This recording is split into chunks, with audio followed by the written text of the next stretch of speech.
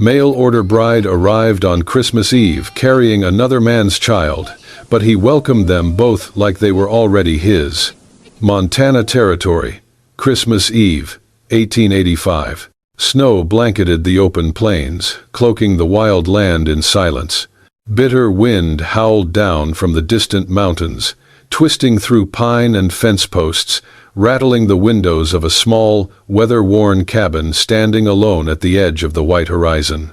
Inside, it was warm, but still. Noah Caldwell stood by the window, one hand on the sill, the other buried in the pocket of his flannel coat.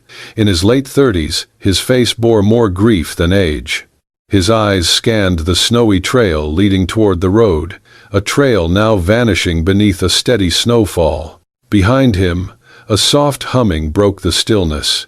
Josie Caldwell, 7, all freckles and determination, stood on tiptoe arranging pine cones on the table, each one tied with a red ribbon. A single beeswax candle flickered in the center, casting shadows on the log walls.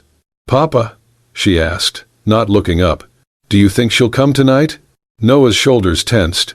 "She might, but the snow's heavy. The stage may not make it through." Josie nodded, brushing off the table. "Mama always said snow on Christmas means angels are near. Maybe they'll help her find the way." Noah said nothing. He had stopped believing in angels the night Sarah died, taken by fever that spring, leaving him alone with a child too young to understand why mothers vanished. He had placed the ad in the St. Louis Dispatch 3 months back, not for love, not even companionship. He needed help raising Josie, tending the homestead, surviving winters like this. A practical solution, a transaction. He'd asked for someone of sound health, quiet temperament, capable with housework and children. He expected plain and sturdy, not someone who stirred feeling. Josie, though, had imagined a mother, someone to sing lullabies, braid hair, bake cookies, and tuck her in at night. She had counted the days, cleaned the spare room herself, and even wrote a welcome note, tucked into her best dress pocket. Noah turned from the window. "Josie, come sit by the fire. It's getting cold." Before she could answer, there was a knock at the door. It came once, then twice more. The wind moaned down the chimney. Josie froze, wide-eyed. "Papa," she whispered. "It's her." Noah's boots thudded on the floor. He approached the door, paused, and drew a long breath. He opened it. The wind rushed in first, sharp and wild. Then came the figure in the doorway. A woman. She stood with her shoulders slightly hunched, dress patched and worn. Her shoes were wrapped in cloth. Snow clung to her sleeves. Dark hair framed her pale cheeks, damp from the cold. And in her arms, swaddled in a threadbare shawl, was a baby, sleeping soundly. Her eyes met his, calm, unapologetic. "Mr. Caldwell?" Her voice was soft, cracked from travel. "I'm Lila Carrington." She said nothing else. She did not explain the baby, did not apologize for her state. She simply stood there, as if daring him, or the wind, to tell her she did not belong. Noah looked down at the child, then back up at her. He didn't speak. Josie peeked around his leg, staring in awe. Then, without hesitation, she slipped her small hand into Lila's and tugged. "Come in," she said. "You're cold. Papa made stew." Lila blinked, surprised. For the first time, her composure cracked. Noah hesitated. His mind spun with questions, with resistance.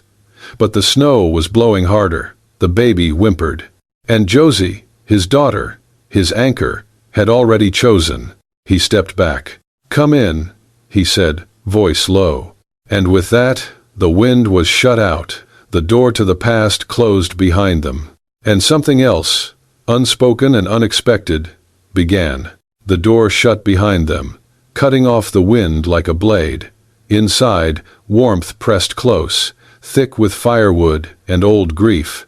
Lila stood uncertain just beyond the threshold, holding the sleeping baby close to her chest. Snow dripped from the hem of her dress. Josie rushed ahead toward the hearth, pulling a stool closer to the fire. "You can sit here," she said eagerly. "That chair is the warmest. Papa always says so." Lila's eyes scanned the room, sparse, but clean, worn rugs, a tidy kitchen corner, a family portrait above the mantel, faded, but lovingly framed. "Thank you," she said quietly, and lowered herself into the chair. Her bones moved like they ached, slow and cautious, but she kept her chin lifted, her back straight, even as weariness tugged at her edges. Josie inched forward and pointed at the bundle in Lila's arms. "Is that your baby?" she asked. Lila nodded once. "Yes." "What's his name?" "Micah." "He's little." "He is." Josie tilted her head, eyes wide with curiosity and warmth. "Did he come with you all the way on the train?" "He did. Slept most of it. He is a good traveler." Lila smiled, soft and fleeting. Noah stood near the kitchen, arms crossed, saying nothing. His eyes were sharp and unreadable. He had taken in every detail, the way Lila's dress was hand-mended with neat stitches, the thinness of her boots, the careful strength with which she cradled the child. She was clearly exhausted, and yet she did not tremble. She did not beg. Josie knelt beside her. "Was your husband nice?" Lila glanced down. "Micah's father was a railroad worker. We met in Kansas City. He was kind, promised we'd marry before the baby came, but he was killed. A track collapsed beneath him. It happened fast." Josie's eyes grew solemn. "I'm sorry." Lila nodded once. "So was I." The fire crackled. Outside, the wind howled like wolves. "I had no place to go," she continued quietly. "My people sent me away when they found out I was expecting, said I brought shame. A teacher with no husband was no teacher at all." Josie frowned. "That's not fair." "No," Lila agreed. "It was not." Noah's jaw tightened. He turned and busied himself at the stove, rattling the kettle as if to chase away what he had heard. But he listened. Lila adjusted Micah in her arms. The baby stirred, but did not wake. "I answered your advertisement," she said, lifting her eyes to Noah, "because I thought perhaps starting new somewhere cold might be warmer than staying where people only remembered what I had lost." Noah didn't answer. His silence stretched long. Lila didn't push. Eventually, Josie climbed into the arm of the chair beside her, small and trusting. "You can stay for tonight," she said with all the authority of a child whose heart had already opened. "You can sit in Mama's chair and tell me a story. I do not mind." Lila looked stunned. "That's very kind, Josie." Josie nodded. "I think you're nice. And you smell like cinnamon." Noah turned back toward them just in time to see Lila's smile return. This time, it stayed a little longer. Soon, the fire's rhythm lulled the room into a hush. Lila's eyes began to flutter shut, the toll of her journey too much to resist. The child in her arms was deep in sleep. Josie slipped off the chair, tiptoed to the back closet, and returned with a patchwork quilt. Without a word, she draped it gently over Lila's legs. Then, she sat cross-legged on the floor, watching the flames dance in the hearth. Noah leaned against the wall by the door, arms folded. He looked at the woman, foreign, worn, mysterious, sleeping in his dead wife's chair. He told himself he was simply offering shelter for the night, just one night. But even as he stood there, staring at the frost-laced window, doubt pulled at him like wind through a broken shutter. If he sent her away, he would look cold-hearted to his daughter. But if he let her stay, he invited something unknown, and the judgment that would follow. Outside, snow continued to fall, erasing the road, burying the past, and perhaps, just perhaps, clearing a space for something new. Christmas morning arrived without fanfare. No bells, no choir, just a soft gray light slipping through the frosted panes and the hush of falling snow. The wind had settled some time during the night, as if nature itself had paused to listen. Josie was the first to wake. She padded quietly through the cabin in her wool socks, her nightgown fluttering slightly with each step. Lila still slept in the chair, her head tilted, arms wrapped protectively around baby Micah. The fire had burned low but glowed faintly in the hearth. On the table, folded neatly, was a thick woolen coat, too big for Lila, but warm. It hadn't been there the night before. Josie's eyes lit up. She knew whose coat that was. She tiptoed to the shelf near the door, retrieved a small parcel, wrapped in brown paper and tied with red yarn, and held it behind her back as she approached the sleeping woman. "Miss Lila," she whispered, nudging her gently. Lila stirred, blinking slowly. Her eyes adjusted to the soft light before they focused on Josie's eager face. She sat up, careful not to wake the baby. "Merry Christmas," Josie whispered, eyes bright. Lila smiled faintly. "Merry Christmas, little one. I have something for you," Josie said, placing the small parcel in her lap.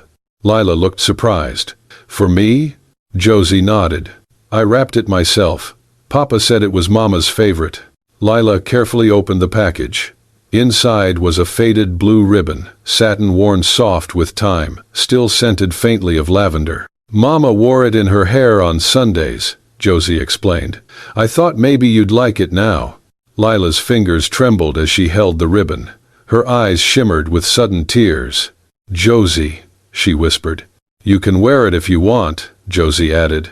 "Or keep it safe." Lila pulled her close and hugged her. "Thank you. I will treasure it." Across the room, Noah stood watching.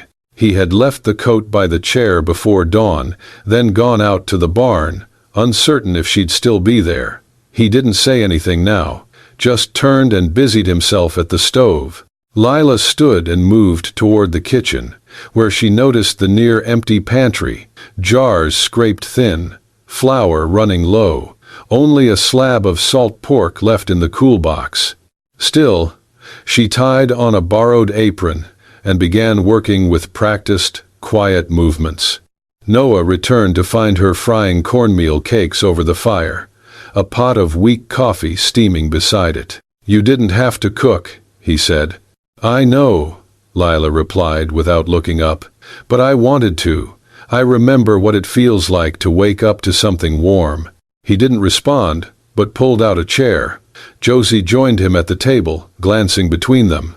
Lila served the food, simple but warm and thoughtful. Corn cakes, a few preserved berries, pork fried crisp at the edges. "Smells good," Josie said, chewing happily. They ate mostly in silence, the fire crackling, Micah cooing softly in his cradle nearby. After a while, Josie looked at Lila. "Miss Lila," she asked carefully, "are you my new mama now?" The words hit like a small, steady stone dropped in deep water. Lila froze. Her eyes met Josie's. There was no mischief there, just hope. Hope so plain and fragile it could break a heart. She reached across the table, placed her hand gently over Josie's. Before she could speak, Noah stood abruptly. "I'll be in the barn," he muttered, pushing back his chair.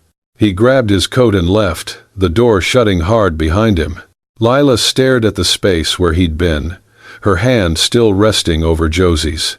She blinked, willing her tears to stay put. Josie whispered, "He always goes to the barn when he's thinking." Lila managed a shaky smile. "That's good to know." Outside, snow began to fall again, quiet, steady, softening the edges of everything. Inside, the fire still burned, casting long shadows. The room was warm, but the hearts inside it were still learning, still choosing. The days that followed Christmas passed quietly, wrapped in snow and subtle changes. The world outside remained frozen, but inside the cabin, something began to thaw. Lila did not wait to be asked. Each morning, before the sun broke through the haze of frost on the windows, she rose quietly and stirred the stove to life. She swept the floorboards, patched the draft by the kitchen door with scraps of burlap, and prepared coffee by the time Noah returned from feeding the livestock. She never spoke much, but her hands never stopped. When she found Josie's mittens with holes in the thumbs, she mended them without a word. When she saw the pantry was disorganized, she spent an afternoon labeling every jar in careful script. She cleaned the stovepipe, untangled skeins of wool Sarah had once stored in a trunk, and stacked kindling with a neatness that spoke of habit, not pride. Josie took to her completely. Every night, after supper, the little girl would crawl into Lila's lap by the hearth and beg for a story. Lila obliged, her voice soft but animated, telling tales of brave women who crossed rivers and clever foxes who tricked wolves in the hills. Josie listened wide-eyed, head against Lila's chest, her body warm and content in the crook of someone new, but not strange. Sometimes, they read together from Noah's old Bible primer. Lila's patience was endless. "Sound it out, sweetheart," she would say. "You know this one." Josie would stumble over the words, giggle, then try again, each attempt steadier than the last. Noah watched all of it from a quiet distance. At first, he remained on the edge of the room, fixing harness straps or reading last year's seed catalogs without seeing the words. But slowly, almost without realizing, he began to listen. One evening, as Lila taught Josie to hem a scrap of cloth, he caught himself smiling, just a flicker. Then it was gone. He noticed other things too. The way the cabin no longer smelled only of wood smoke and damp wool, but also of cinnamon and lavender. The way Josie no longer called out in her sleep. The way Lila moved, steady, unhurried, as if she had always belonged there. She never complained, not about the cold, not about the work, not even about the silence he offered, instead of gratitude. She asked for nothing. One morning, he returned from chopping firewood to find her outside, sleeves rolled up, beating rugs against a post. Her cheeks were flushed from the wind, hair pinned back with a carved wooden comb he did not recognize. She saw him watching, nodded once, and went back to work. That evening, when he lit the lamp in the barn, he noticed something different. The tools had been rearranged, not changed, just organized, cleaned. The chaos that had built up since Sarah's death had been gently righted. He stood there for a long while, staring at the rows of polished handles and the pile of neatly folded rags. Back in the cabin, Josie chattered happily as she and Lila prepared biscuits for supper. Noah did not interrupt. He sat by the fire, eyes half-lidded, pretending to read, but truly just listening, to the laughter, to the rustle of skirts, and the sound of things being mended. He did not understand what was happening to him, only that it was happening. His home, once hollow and heavy, now hummed with small signs of life. And it was not because he had made it so. It was her. Without demanding space, she had found it. Without asking to be needed, she had been. And though he did not say it, could not yet say it, he was beginning to feel it. Not just the warmth of fire, but something deeper, something he had not let himself feel in years. He stood, crossed to the table, and wordlessly refilled her coffee cup. She looked up, surprised. He nodded once. Lila smiled, not brightly, but fully. And Noah, in the stillness of that small moment, felt the first stirrings of spring beneath the snow. The snow had softened by the first week of January, giving way to a brittle sun that shone pale over the hills. The trail into town, though icy, was passable, and the stores were running low on flour, salt, and lamp oil. Noah hitched up the wagon and made the trip alone, bundled in his coat, scarf tight around his jaw. Lila offered to go in his place. He refused. "I will be quicker," he said. Not unkindly, but final. It was his first trip back since before Christmas. As he passed the white church on the edge of town and rolled up beside the general store, a familiar dread settled in his gut. Inside, the stove burned hot. Townsfolk milled about, mostly women gathered near the counter, chatting over bolts of cloth and tins of tea. The room quieted slightly when Noah entered. He tipped his hat, gave a short nod to the storekeeper, and began gathering supplies. That was when he heard her voice. "Mr. Caldwell," came the syrupy tone of Widow Widmore, who had made her interest in him plain for the better part of a year. "We were just talking about you." Noah did not look up. He counted cans on the shelf. "I hear you had a guest arrive on Christmas Eve," she continued, loud enough for the room to hear. Another woman behind her, wrapped in a fur-trimmed cloak, added, "A mail-order bride, was it not?" "Hardly a bride," Widow Widmore sniffed. "More like a burden." Noah's hand paused over the flour sack. "I saw her," said the third woman. "Came into the post office last week with that baby on her hip. Looked like she'd crawled out of a barn. What kind of woman travels alone with a child, not her husband's?" "Some women have no shame," the widow said, "and some men, grieving men, forget their standards." The words hung heavy in the warm air. Noah clenched his jaw. "She's kind to my daughter," he said finally, keeping his voice even. "Keeps the home in order." "That's mighty generous of you," the widow replied, too sweet. "Some might say it's charity. Others might say it's dangerous. After all, what do we really know about women like her?" Noah turned back to the shelf. "That's enough." But the damage had been done. Their words clung to him like burrs all the way home. By the time he stepped back into the cabin, snow dusting his shoulders, something inside him had shifted, tilted off-center. He saw Lila at the stove, humming softly while rocking Micah in her arms. Josie looked up from the floor where she was stringing cranberries, her face lighting with joy. "You're back," she cried. Noah managed a nod and set the supplies on the table. Lila turned. "I started a stew. I found some onions in the cellar you might have missed." He did not answer.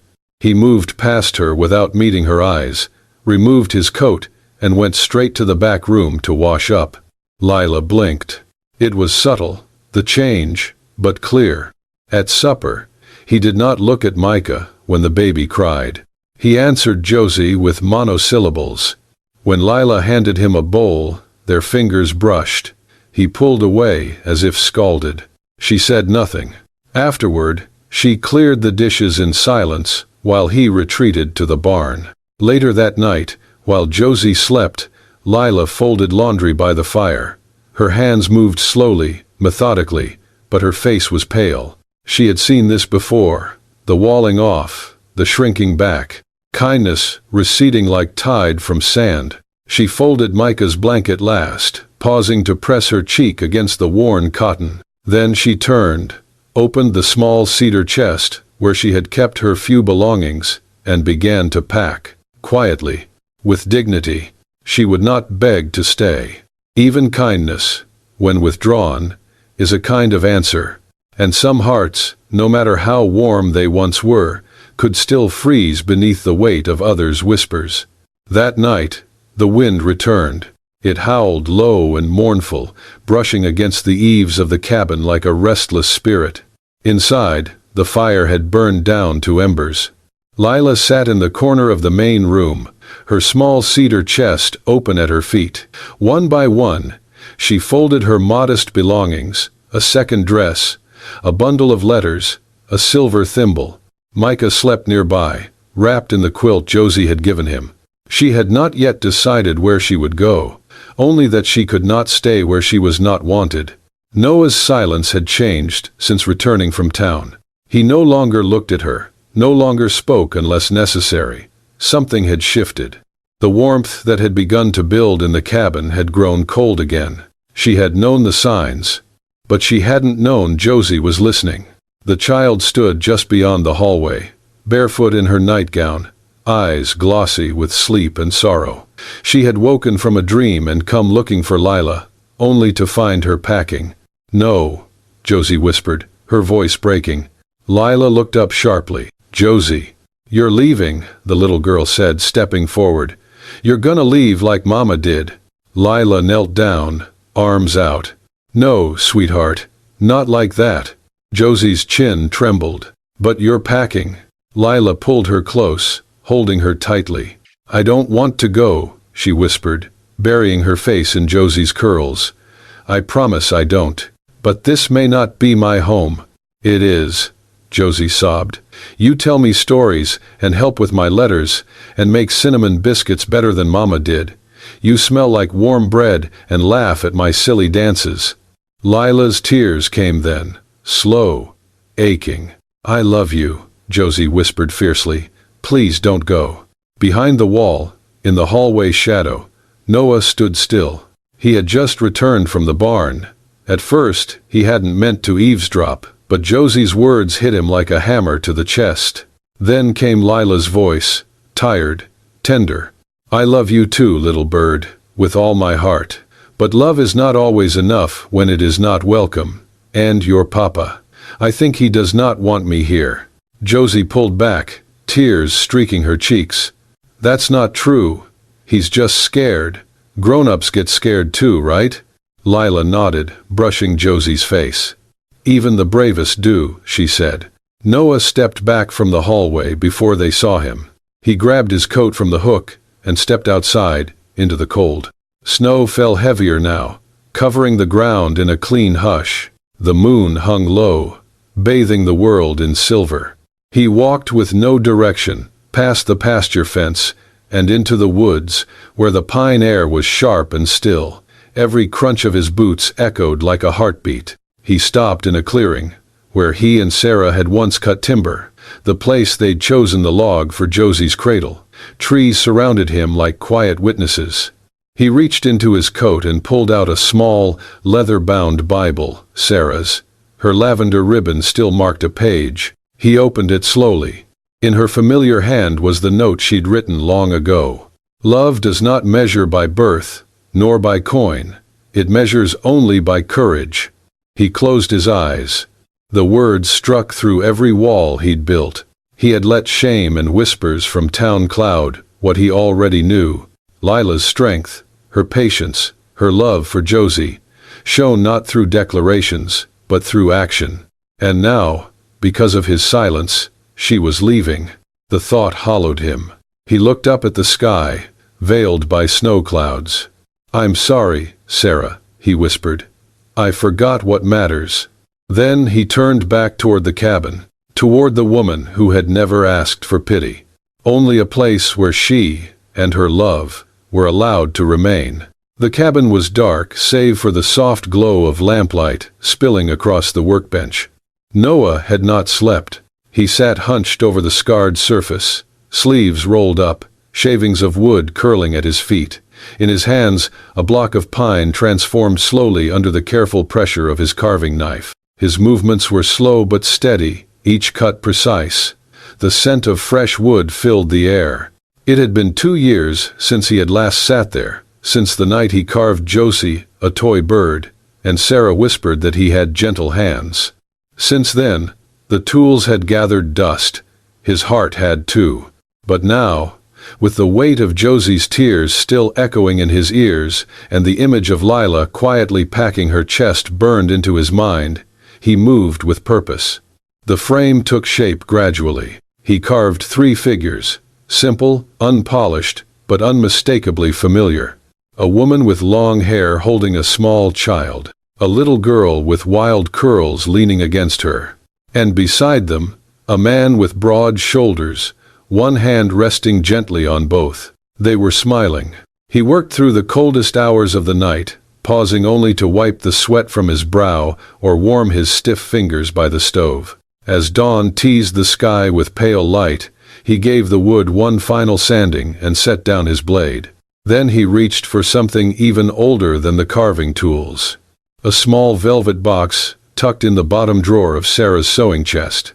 Inside was a simple gold band, her wedding ring. She had asked him, in her final days, to save it. "Not for memory," she had said, "but for the next woman brave enough to love you." Now he placed the ring next to the wooden frame and added a folded note in his own rough script. "If you are willing, let the 3 of us become a real family." He left them all on the table. No ribbons, no wrapping, just truth. When Lila rose later that morning, the cabin was still quiet. Micah stirred beside her, blinking up at her with soft eyes.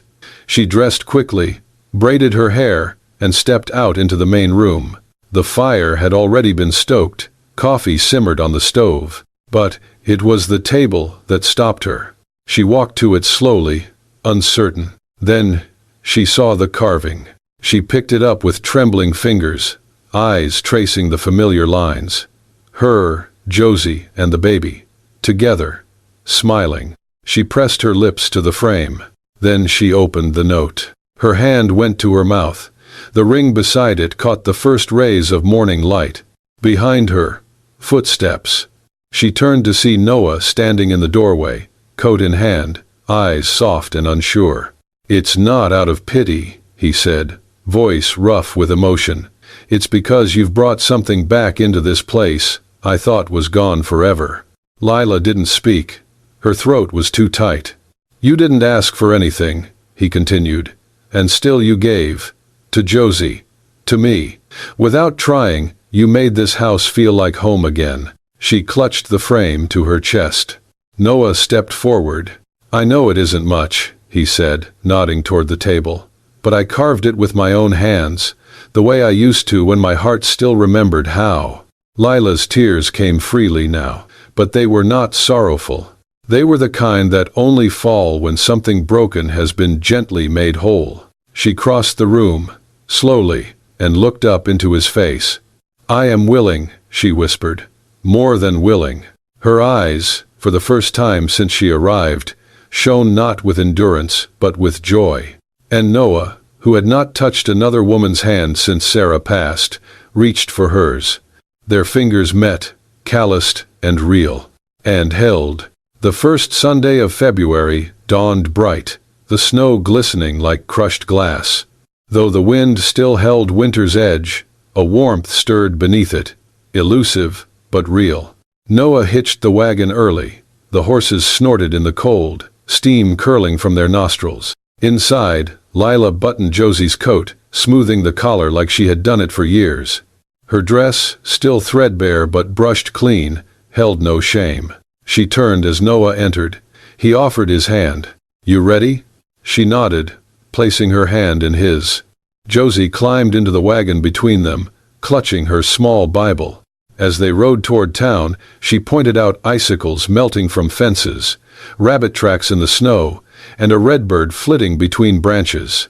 "Spring's coming," she said. Noah glanced at Lila.